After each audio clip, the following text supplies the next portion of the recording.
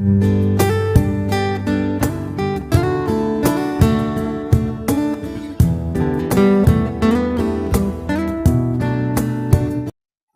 आप सबका स्वागत है आपके प्रश्नों का जवाब हमारे कार्यक्रम में। आज हमारे बीच विशिष्ट अतिथि के रूप में दुर्ग जिला संयुक्त मसीह समाज के सचिव रेवरेंड विनोद आचार्य उपस्थित हैं। नमस्कार पास्टर जी, आपका हमारे प्रोग्राम में बहुत बहुत स्वागत है। वर्तमान में हम देखते हैं कि न्यूज़ चैनलों में, अखबार में धर्मांतरण से जुड़े बहुत सारे सवाल आते हैं, बहुत सारे विषय हम पढ़ने को मिलता है। तो हम सबसे पहला हमारा आज का सवाल यही हम पूछना चाहेंगे कि ये धर्मांतरण होता क्या है और क्या ये धर्मांतरण कानूनी होता है? बहुत अच्छा सवाल आपने शुरू में पूछा है। धर्मांतरण का मतलब है ये कि कोई भी एक भारत के नागरिक अपना धर्म को चेंज कर सकता है या नहीं कर सकता है। तो धर्मांतरण का मतलब है कोई भी एक नागरिक अपने पैदाइश जिस धर्म में हुआ है उस धर्म से और एक धर्म में जाना या बदलना। तो ज़्यादातर समय पर भारत में बहुत से लोग अपने धर्म को छोड़कर दूसरे धर्म में जाते हैं।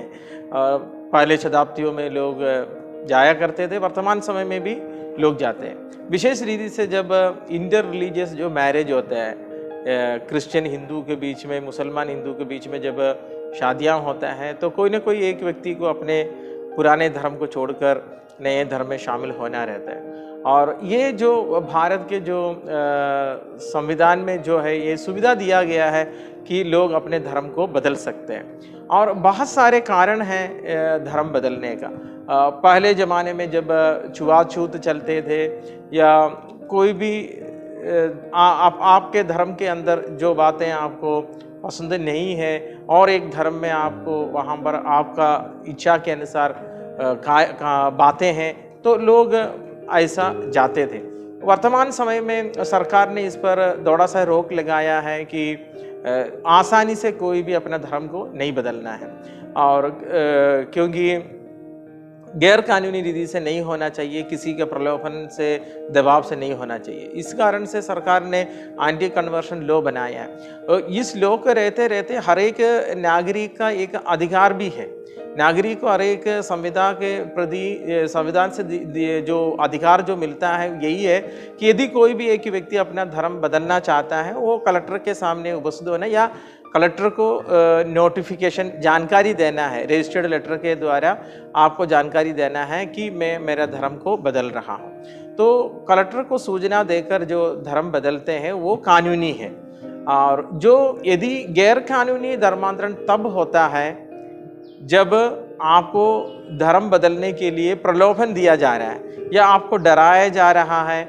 आपने दूसरे धर्म का कोई एक व्यक्ति को शादी किया है और वो आपको धर्म बदलने के लिए आपको डरा रहा है, आपको तकलीफ़ें दे रहा है या धन देकर, लालच देकर, भय डालकर यदि कोई ऐसा प्रकार का प्रेशराइज्ड होता है वो जो धर्मांतरण जो है गैर कानूनी है और उस पर सरकार कार्रवाई करेगा। मगर यदि कोई व्यक्ति अपना स्वयं इच्छा से, अपना कोई भी कारण क्यों ना हो, अपना स्वयं पर्सनल रीज़न से, व्यक्तिगत कारण से यदि अपना धर्म छोड़कर और कोई एक धर्म में जाना चाहता है वो कानूनी है। सरकार के तरफ से आपको उसका आज़ादी है। बहुत बहुत धन्यवाद पास्टर जी आपके जवाब के लिए।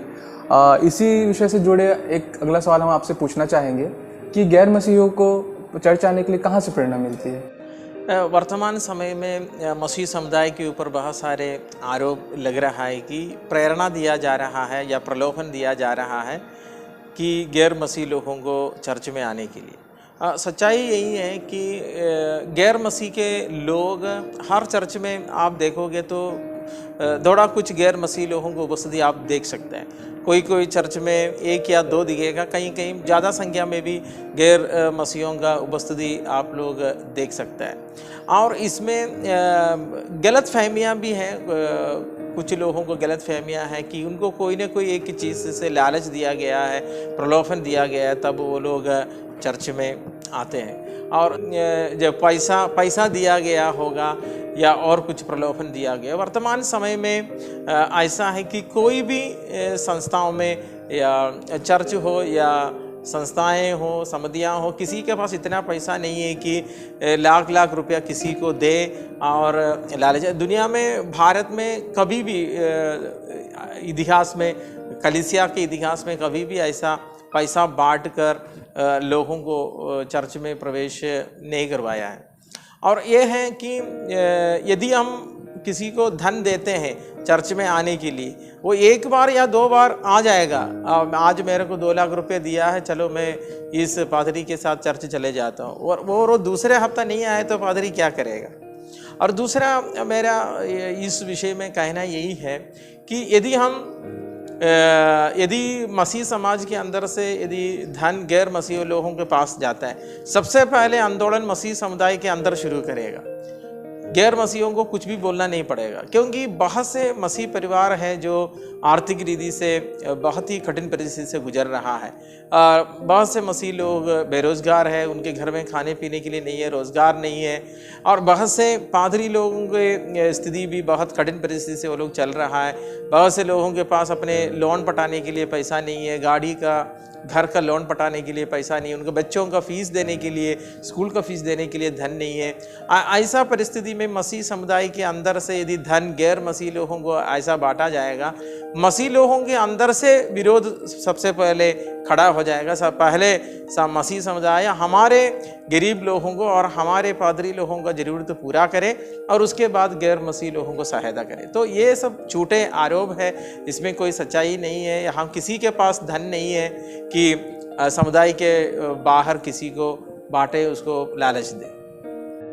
आज का हमारा अगला सवाल है कि क्यों गैर मसीही लोग प्रार्थना करते हैं, बाइबल पढ़ते हैं और ईसाई पूजा के स्थान यानी जैसे चर्च वहाँ जाते हैं। हाँ, हमें इस बात को समझना है, ईसाई धर्म जो है 10 या 20 या 50 साल पुराना नहीं है। भारत में मसीह धर्म 2000 साल पुराना है।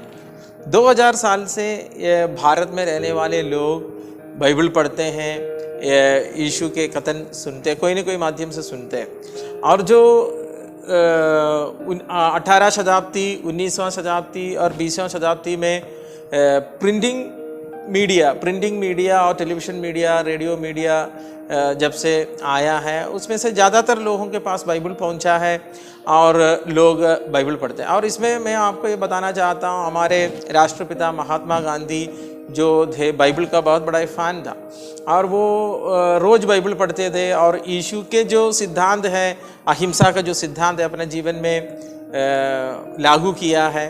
और हमेशा जब वो पुस्तक लिखते हैं, या नेहरू भी हो गया, जवाहरलाल नेहरू जी भी जब भी वो पुस्तक लिखते हैं, बाइबल से रेफर करके लिखते हैं। और भारत के बड़े बड़े जितने भी संत हैं, महान लोग हैं, स्वामी विवेकानंद जी, और उन लोगों ने सबको बाइबल रोज़ पढ़ते थे और यीशु मसीह को बड़े आदर और सम्मान से देखते। तो भारत में ऐसा बहुत सारे लोग हैं। डॉक्टर एस राधाकृष्णन जो भारत के पहले जो राष्ट्रपति रहे, तो वो भी बाइबल रोज़ पढ़ते थे और बाइबल के बहुत सारी सिद्धांतों को उसको स्वाधीन किया और लोगों को, दूसरों को बताता भी था कि बाइबल में ऐसा ऐसी चीज़ें लिखा। तो बाइबल जो है लोग इसलिए पढ़ते हैं कि उसमें बहुत सारी चीज़ें जो है हमारा जीवन के लिए फ़ायदेमंद है, हमारा नैतिक जीवन, हमारा धार्मिक जीवन को सुधारने का, हमारा व्यक्तित्व को बदलने वाली चीज़ें इसमें लिखा है, और इसलिए लोग उसको पढ़ते हैं। और लोग बाइबल को पढ़ते हैं, यीशु से प्रार्थना करते हैं, और ज़्यादातर समय जब कोई यीशु से प्रार्थना करेगा तो थोड़ा कुछ विरोध होते हैं, लोग विरोध करें क्यों यीशु से प्रार्थना करते हैं। और मैं ये बताना चाहता हूँ, जो हिंदू धर्म जो है, हिंदू धर्म में एक व्यवस्थापित एक सिद्धांत नहीं है और एक ही पुस्तक नहीं है, बहुत सारे पुस्तक है हिंदू धर्म में, और एक भविष्यवक्ता नहीं जो हिंदू धर्म को स्थापित किया है। हिंदू धर्म एक परंपरा है, एक बहुत बड़ा एक संस्कृति है जो सबको लेकर चलते हैं। और हिंदू धर्म में बहुत से देवी देवताओं का उपासना और पूजा किया जाता है, और इस जितने भी देवी देवताएं हैं, अवतार हैं, सब इंडिया का ही है। जो यीशु का जो अवतार जो है हमारा भारत के पड़ोस देश इसराइल में हुआ है। तो हमारे हिंदू भाई बहनों को ये समझना है कि दुनिया में 300 राष्ट्र हैं, दुनिया में 300 राष्ट्र हैं, तो ईश्वर का अवतार सिर्फ भारत में ही होगा, भारत के बाहर ईश्वर का अवतार नहीं होगा। कि भारत के बाहर के लोगों को ईश्वर को नहीं बचाना है, मार्ग नहीं दिखाना है, मोक्षा नहीं देना है, तो हमें अंगीकार करना है, दुनिया के हर एक व्यक्ति को अंगीकार करना है कि यीशु जो है परमात्मा का अवतार है, वो सारा दुनिया के लिए आया है। जब ऐसा एक दृष्टिकोण से जब हम यीशु को देखेंगे तो यीशु के प्रति जो नफ़रतें हैं वो जो आपके हृदय से चले जाएगा। और भारत के बड़े बड़े महान लोगों ने, जैसे मैंने पहले बताया था, गांधी जी, नेहरू जी, स्वामी विवेकानंद, दयानंद सरस्वती, ऐसा बहुत सारे लोगों ने बाइबल को अपनाया है और यीशु को परमात्मा के अवतार के रूप में विश्वास किया है। तो हमें विश्वास करना है, उस नफ़रत को हटाना है। और दूसरा, लोग चर्च इसलिए जाते हैं, आज वर्तमान जो परिस्थिति जो है इंटरनेट के द्वारा, फेसबुक, यूट्यूब के द्वारा सारी प्रार्थनाएं और चर्च में जो जो चंगाई सभाएं चलते हैं, छुटकारा सभा जो चलते हैं, प्रवचन जो चलते हैं, ये सत्संग जो चलते हैं, ये सब आजकल इंटरनेट में अवेलेबल है। तो लोग उसको देखते हैं, लोग सोचते हैं अरे बहुत अच्छा संगीत कार्यक्रम चल रहा है चर्च में, पादरी का प्रवचन बहुत अच्छा हो रहा है, वहाँ पर लोगों को छुटकारा मिल रहा है, लोगों का जीवन बदल रहा है, कोई नशा को छोड़ दे रहा है, कोई व्यभिचार को, गंदे आदतों को छोड़ दे रहा है। तो लोगों को इंटरनेट देख के ही प्रेरणा मिलता है कि मैं भी चर्च जाऊंगा, और अपने कोई ईसाई दोस्त है तो उसके साथ चले जाते, नहीं तो अपने आप ढूंढता है आसपास में कहाँ चर्च है, वो जाता है। जब उसको वहाँ पर कोई भी कार्यक्रम अच्छा लगता है, फिर वो बार बार वो जाया करता है। पास्टर जी, इस जवाब के ऊपर मैं एक और सवाल पूछना चाहूँगा कि अक्सर सुना जाता है कि लोग चंगाई छुटकारे के लिए एक बार जाते हैं, फिर दोबारा जाते हैं, और ऐसे जाते जाते और बहुत बार वो जाते हैं चर्च। तो इस विषय में आप क्या कहना चाहेंगे? बहुत अच्छा सवाल आपका है कि एक बार जो जाते हैं वो फिर वो बार बार जाते हैं, कई महीनों तक जाते हैं, कोई 1 या 2 साल तक लगातार जाने लगता है। और इसका कारण यही है कि बहुत से परिवारों में बहुत से समस्याएं हैं। एक ही कि कई परिवारों में नशा का जो आदत है, पुरुष लोगों का जो नशा का आदत, गांजा, ड्रग्स और दारू का जो एडिक्शन हो जाते हैं। कहीं ऐसा हो जाता है कि लोग व्यभिचार में, पारिवारिक जीवन में पति या पत्नी कोई भी एक व्यक्ति व्यभिचार में फंस जाते हैं।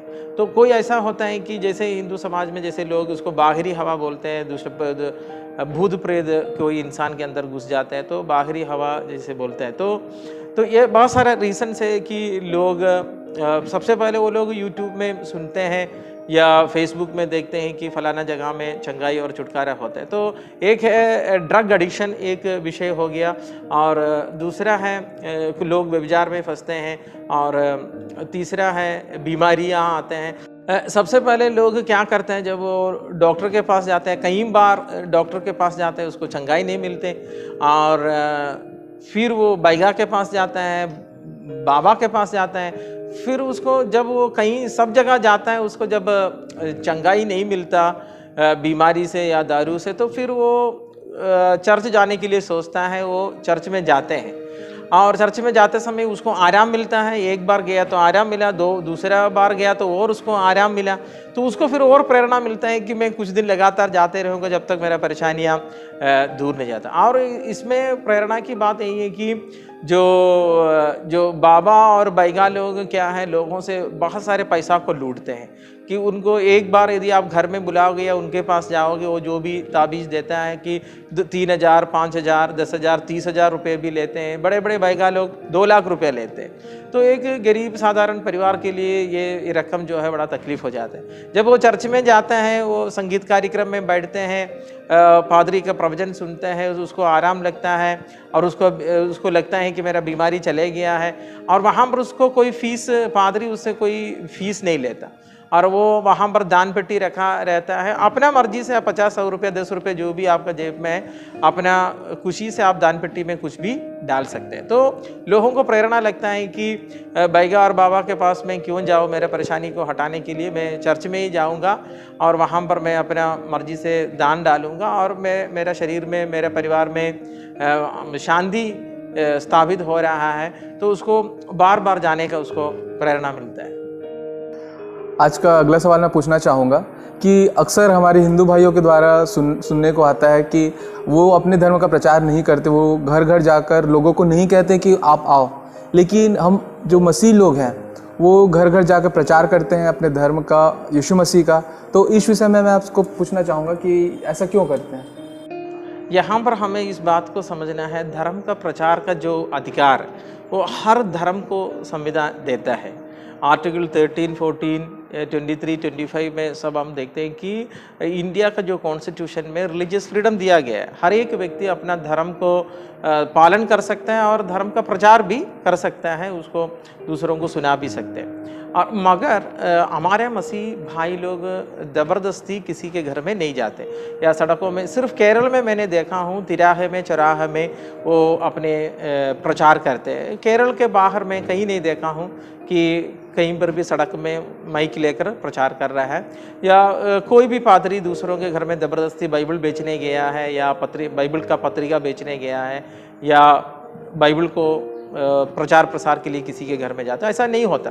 मगर हिंदू धर्म जो है भारत में मेजॉरिटी है और यहाँ पर पूरा आज़ादी के साथ हिंदू धर्म का प्रचार हो रहा है। हिंदू धर्म का भी प्रचार हो रहा है। रामकृष्ण मिशन है, इस्कॉन है, ऐसा बहुत सारे जो संगठन है, विश्व हिंदू परिषद है, जो धर्म का प्रचार कर रहा है, पत्रिकाएँ वितरण करते हैं, बेचते हैं और सक्रिय रीति से हिंदू धर्म को मजबूत किया जा रहा है, बढ़ाते जा रहा है। और मैं आपको बता रहा हूँ, अमेरिका में जो है, अमेरिका में और इंग्लैंड में बहुत सारे लोग, स्पेशली जो है रामकृष्ण मिशन है, कृष्णा कॉन्शियस मूवमेंट है, ये सब अमेरिका और इंग्लैंड में बहुत सारे सक्रिय है। और बहुत से अमेरिका के नागरिक लोग और इंग्लैंड के नागरिक लोग हिंदू धर्म को अपनाया है। और वैसे ही ये सारे हिंदू संगठन भारत में भी सक्रिय हैं और बहुत अच्छा रीति से अपने धर्म का प्रचार कर रहे हैं। और यहाँ पर जब हम त्यौहार के सीज़न में आएंगे, गणेश पूजा, दुर्गा पूजा आते हैं, हर एक सड़क में उनका पंडाल लगाने के लिए और रात भर अपना भजन करने के लिए उनको सरकार की तरफ से आज़ादी दिया है। और लगातार जवान लोग सक्रिय रीति से उत्साह के साथ हर एक पूजा और त्यौहार को मनाया जा रहा है। मगर मसीह लोग साल में एक बार क्रिसमस को मनाते हैं, वो अपने चर्च में ही मनाते हैं। कहीं बहुत कम शहर है जहाँ पर क्रिसमस के नाम से एक रैली निकलता है। तो यहाँ पर जो है मसीहत जो भारत में जो है वो चर्च के अंदर ही सीमित है। मगर वर्तमान में जो सुविधा जो फेसबुक और यूट्यूब में जो सुविधा मिला है, इसलिए बहुत सारे कलीसिया वाले अपने कार्यक्रम को, चर्च के कार्यक्रम को टीवी में प्रसारण करते हैं, रेडियो में प्रसारण करते हैं, यूट्यूब में और फेसबुक में प्रसारण करने के माध्यम से जो गैर मसीह लोग जो सुनना चाहते हैं सुन सकते हैं। और मैं यहाँ पर मैं डायरेक्टली मैं ये बताना चाहता हूँ, कोई भी मसीही या पादरी ज़बरदस्ती कोई भी गैर मसीह के घर में धर्म के नाम से नहीं जाता, और जाते हैं तो उस परिवार के लोग कहीं ना कहीं कोई ना कोई सोशल मीडिया से उन लोगों ने यीशु के बारे में सुना होगा या प्रार्थना के बारे में सुना होगा, वो लोग अपने घर में प्रार्थना करके देखा होगा या चर्च में कई बार गया होगा। तो पादरी को एक निमंत्रण देते हैं, पादरी आप हमारे घर में आइए और एक बार हमारा घर का शांति के लिए प्रार्थना करिए। तो पादरी उस घर में जाते हैं और प्रार्थना करते हैं। और उसको गलत रीति से मत समझिए कि वो गली गली प्रचार करने के लिए निकले। बहुत बहुत धन्यवाद पास्टर जी कि आपने अपना कीमती वक्त निकाल कर हमारे जितने सवाल हैं उन सारे सवालों का इतने अच्छे से आपने जवाब दिया। मैं उम्मीद करता हूं कि आप सबके मनों में जितने भी सवाल हुए होंगे, सारे सवालों का आप सबको जवाब मिल गया होगा आज। और अगर इन सवालों के अलावा भी अगर आपके मन में कोई भी सवाल होते हैं तो प्लीज़ आप कमेंट कीजिए। हमारे अगले एपिसोड में हम पूरी कोशिश करेंगे कि उन सवालों को हम यहाँ पे एक सही उत्तर आपको हम दे सकें। आप सबको धन्यवाद।